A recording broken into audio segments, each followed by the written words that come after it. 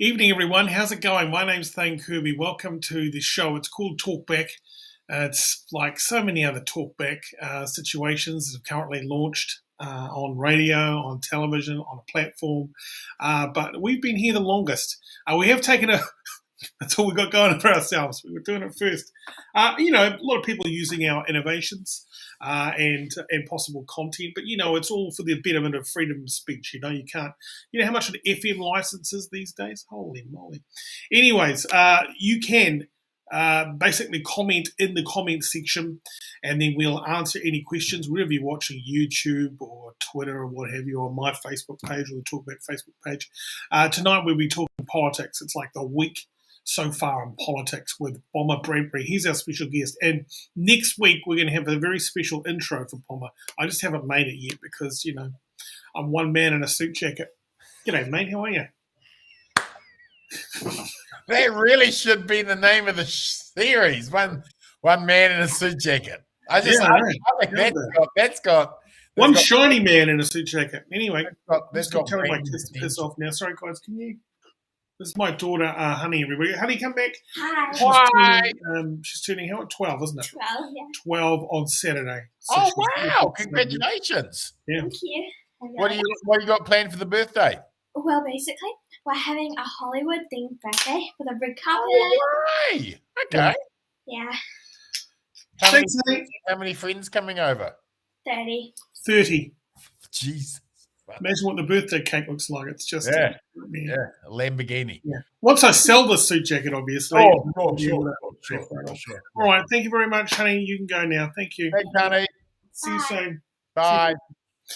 Hey, mate. So there's so much to talk about. Sorry I've been away, and so much shit's gone down. It's been amazing in politics. Can you give us a little bit of a recap? What happened last week that I kind of was like, what the hell? Well, most of the country's gone to hell in a handbasket since you left, Thane. Yeah. We've had Trevor Mallard pass trespass orders out to Martyn Fox, to Mack King, and the living institution that is Winston Peters. The country were kind of in shock, and they went, what is this? What is this now? And all Trevor managed to do was remind everyone, oh, yeah, that's right. You wound those protesters up and you splashed them with water and you played really loud music, and then they lost their shiz and there was a riot, and you kind of provoked that. And then just as we were remembering that about the parliamentary protests, he then came out about sort of 10 hours later and said, oh, I've dumped all of those trespass orders against Winston. So it was a bewildering experiment in reminding everyone why we should be angry at Trevor for no clear purpose other than for shits and giggles. So that happened, followed by another poll numbers coming out, which showed National taking over Labour. So that all the while the cost of living crisis is grinding on and people are as grumpy as ever. And also this week I noticed petrol prices are on the way up, and that's starting to social media again. So not great for Jacinda, I don't know where he got the COVID from, but old Buddy Boy's brought it back home to the family home there, and so all I'm trying to say there is one is impenetrable. Yeah. No. And it's a reminder that there is still an ongoing pandemic of this thing. Almost 900 dead now. It looks like we will go over 1,000.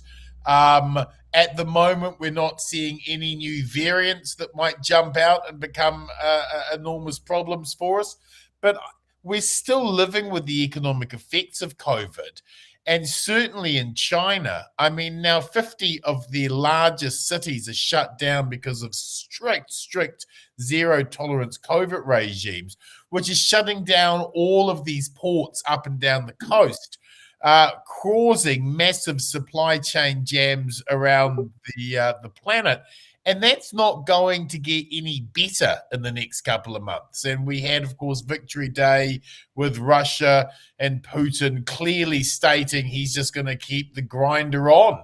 They're now talking about the Ukrainian war going through till next year.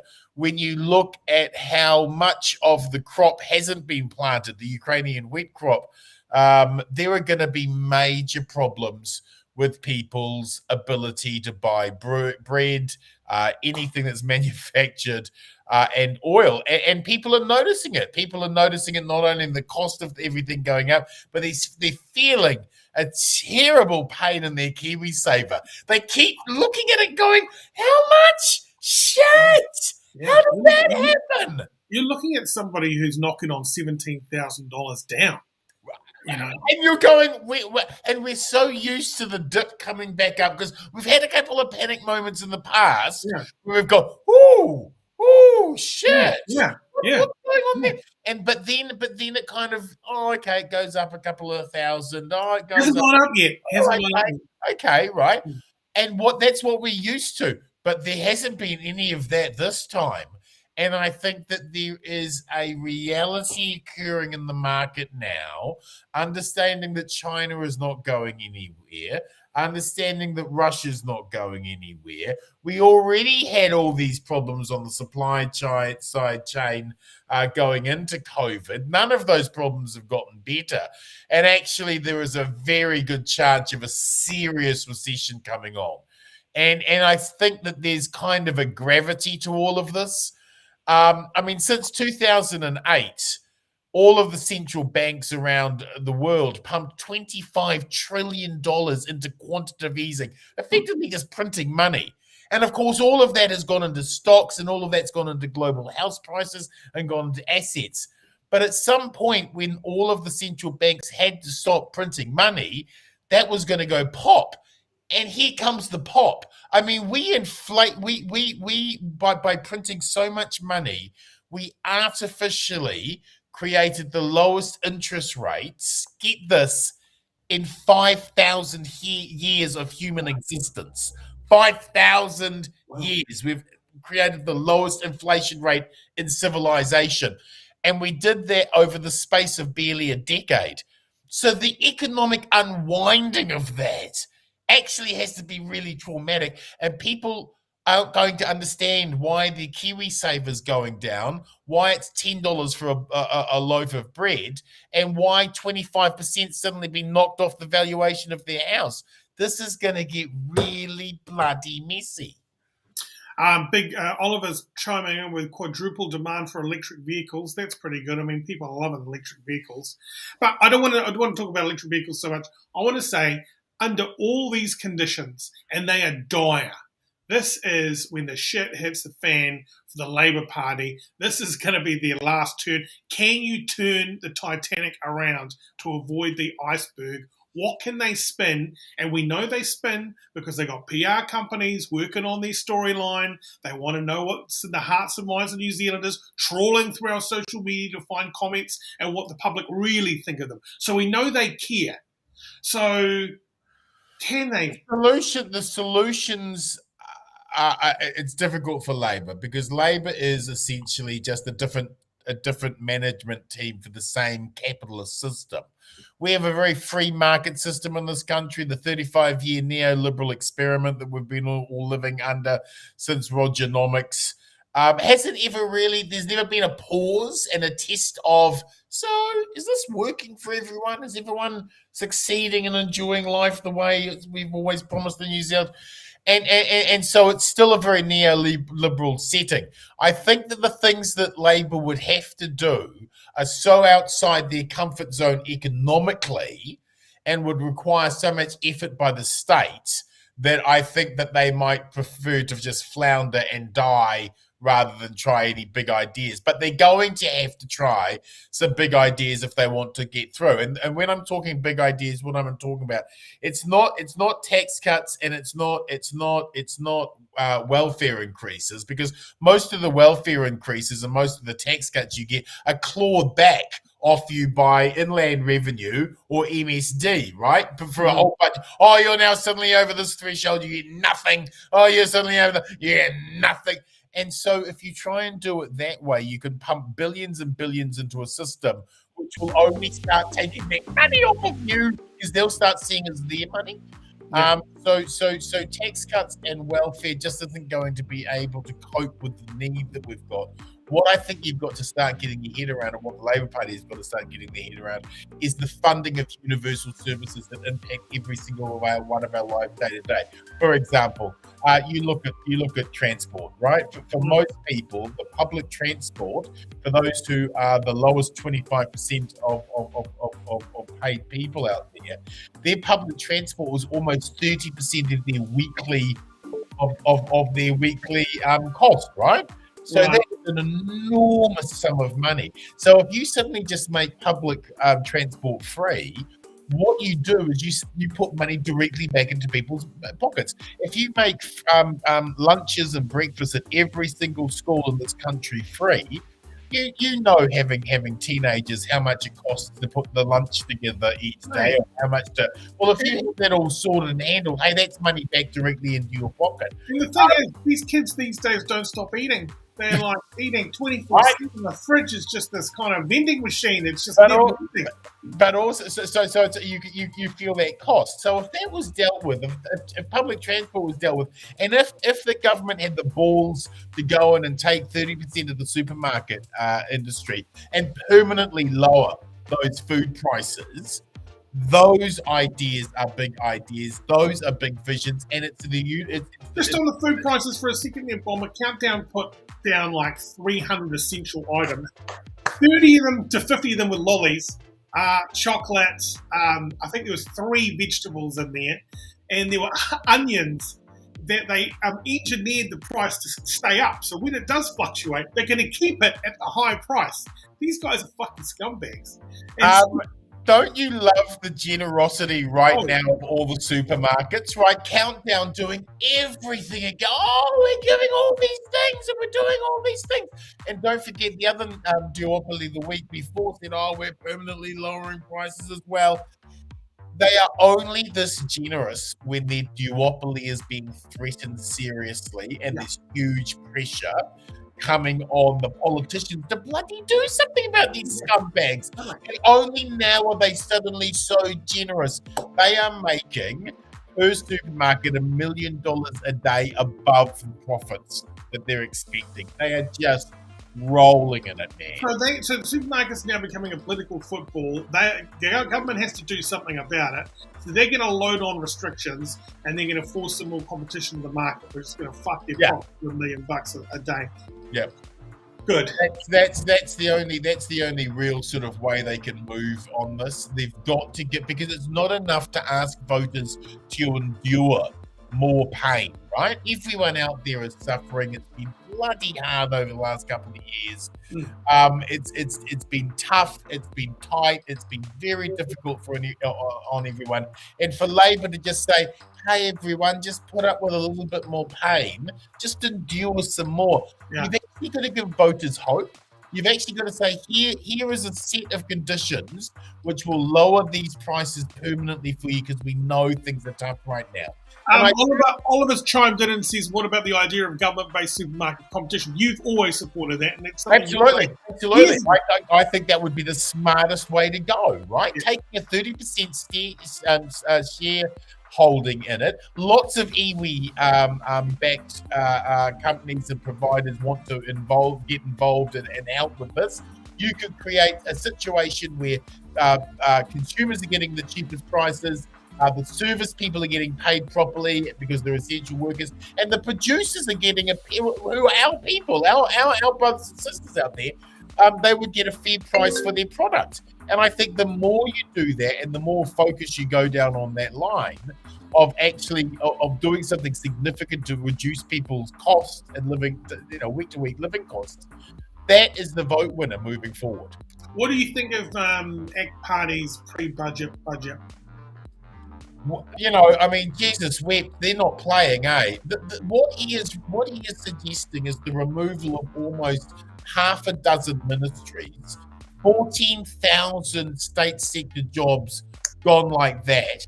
And he's talking the cutting of funding and welfare, billions of dollars, winter energy, KiwiSaver top-ups, no minimum wage, no holidays, no blood. I mean, he is amputating the capacity of the state to be able to do anything for people. Yes. And it's the most dangerous and over the top.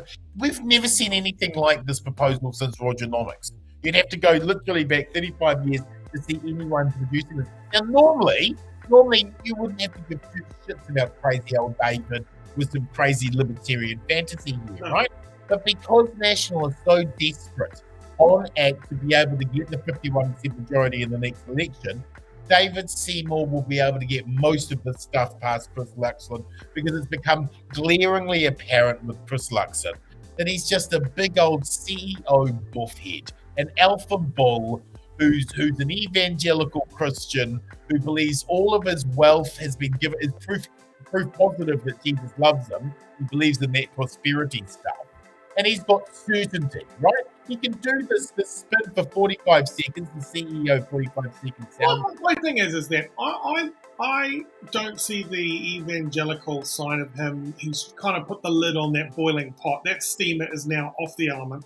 So you can take that. Well, no, I trying to paint him as crazy. No, I completely disagree with Wade versus Roe being overturned by those religious fanatics in America, and every single one of them said when they were being asked before they went on to become appointed, "Oh, I would never do that with Roe versus Wade." I want to hear him say out of his mouth, he will do nothing to impinge abortion rights in this country if he wins, because he has said he believes abortion is murder. He has that religious fundamentalism about him, and that's the reason why he's hanging on to Nicola Willis for good as tight as he can. Not because she's very good as an economic spokesperson, but because he needs to soften up his image with a woman, right?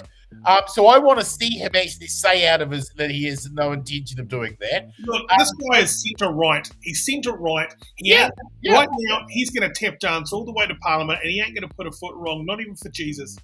He doesn't have any intellectual curiosity about the little people. I mean, he is about people who fly first class. That's Chris Luxon, right? I think for the next government, if you are in economy, and that's what people who are voting National need to understand. You're not voting National, you're getting ACT Party policy. And so you might be pissed off with Jacinda at the moment, and you might sort of go, I voted for her last time, ruddy, grumpy, and we've all got legitimate reasons, right? Well, I'll teach her, I'm going to vote National. Well, you need to understand, if you vote National, this fucking lunatic is going to implement these crazy policies. Chris Luxon's going to go, oh, yeah, whatever, mate. You work the policy side, David. Well, who do you want them to vote for, Bomber? Who? I mean, you take the two leading political parties off the table, which is obviously National. The polls saying National. Yeah. What's left? We're going to. I just think that you need to understand, if National get in, it will be with ACT Party policy. And David Seymour doesn't want to be in Parliament any longer. He wants to get out and have a life like real boys. He's heard this thing called love, and he wants to experience it once in his robotic life. And so he wants to get out from under politics. And I think he's such a mouth-foaming ideologue that he needs to be able to, hand on heart, say to Satan, while I was in there, I really did try and slash the state. Leo Malloy for the head of the ACT Party. You never know. Hey, Darren Fortune says, but aren't the Maori Party the kingmakers? Is that for sure? Oh well, no, absolutely. And this is what the last couple of polls have shown us, that if Labour and the Greens, because they're both going down, if they want to get to 51%, it's going to have to be a Māori, Labour, Green Party. And on that front, the Māori Party have got to start looking like queen makers. They can't keep this identity politics stuff up and just be ranting and raving about things that are only of interest to Māori. When Mana was set up and we said feed the kids, it was feed all the kids. Whereas I think the Māori Party is very focused on just the Māori kids. And I think that's fine and dandy when you're just being the Māori Party, but when you are possibly the queen maker for the entirety of the New Zealand, you've got to broaden your political focus. Now, I think they've done that with the idea of removing GST off food, fresh fruit and vegetables. I think that's a great move, that's a policy that will benefit everybody. So they need more policies like that. Okay. But Jacinda's got to give them something, right? She's got to hand over to absolutely. And she's going to, and that will have to be part of the deal. And this is why I've been advising the Greens and the Māori Party that they need to go off, have a hui, sit down and work out what their 10 bottom lines would be to go into to government with Labour, and they need to have them ready to sit down and say, as a united front, Jacinda, if you want to be the next government, these are the 10 things we want. Free public health, free dental, da-da-da. They've got to actually be the ones who push Jacinda. Keep the free public transport, that's a bloody winner. Yeah, and free dental, right? Free dental. Why should we not have free dental in this country? Yeah, that's true. Okay. Hey, did you hear about the congestion tax? Your thoughts on congestion tax? Tax upon tax upon tax, layer upon layer upon layer. She just here's the thing that we never talk about, and what gets me so angry is that for decades, National and Labour, but particularly National, have had this really lazy, cheap immigration policy, which is instead of actually generate real growth here, will open the floodgates, let everyone come to New Zealand and live and work here. That will create a false sense of growth, and we won't do anything about the infrastructure needed to handle that growth. And so we've had this policy for ages, and every bugger wants to move to Auckland. So you've had this enormous increase of population in Auckland with no one doing any of the infrastructure. Central government said, well, bugger it, we don't want to have to fund any of that. And local government has said, well, we don't have the money to fund any of it. So we've been caught in this perfect storm of having this mass immigration policy because we didn't do any real economic growth here at home. That's created this inflated sense of growth without any of the infrastructure to back it. And now we have to start talking about congestion prices. I mean, I think the freedom of travel and your ability to move around is actually a fundamental human right. And if you're going to get taxed just driving out your street, right, to get to a motorway network, well, that's going to hurt the poorest people first, right? Yeah. And then it'll hurt everybody. And the idea that you'll just have to pay, like you'll have a little cell phone in your car, and you'll just pay as you use the road. And this is always the problem with user pay. What if you can't pay? Yeah. Thoughts on Mack's Key? Question in from Darren. Thoughts on Mack's Key asking Jacinda about intergenerational debt due to government borrowing against GDP. Most of it's product. I mean, good old Max. He's out there doing his thing. But I just kind of think that for the son of a prime minister who oversaw a decade of grotesque performance in terms of state house bills, in terms of poverty alleviation, of acknowledging that there's a housing crisis. I mean, you're the last person who should be lecturing others, It's a bit like Kanye West getting up at a white ribbon festival and wanting to berate one of the people there, Yeah, right. Okay. Did you hear about the idea of having one of those things over linking the North Shore to downtown? What is it? One of those things they got there over? Gondola! A gondola. That's it. It can take 700 people, 70 people in one car. I don't know how it works. $200 million. But don't you think it's better money spent legal people over the thing than the $2 billion cycle lane scenario when Auckland's $900 million in debt? Aucklanders will come up with any bullshit transportation. Yeah. If it's not this, if it's not that stupid bloody bike lane, next it'll be flying storks or personalised helicopter. We will do anything other than build another bloody bridge. We're such cheapskates. And there's always there another way we might be able to get it, but it doesn't require us building a bloody great big bridge. Cannons. Or 5 people with cannons. We know if Transmission Gully took bloody decades, our children will be burying us, Thane, before that second tunnel gets fucking built. Yeah, absolutely. We'll be getting buried in it. Oh, absolutely. Nurses are underpaid, about to strike, and those people want a gondola. That's crazy. Yeah, poor nurses.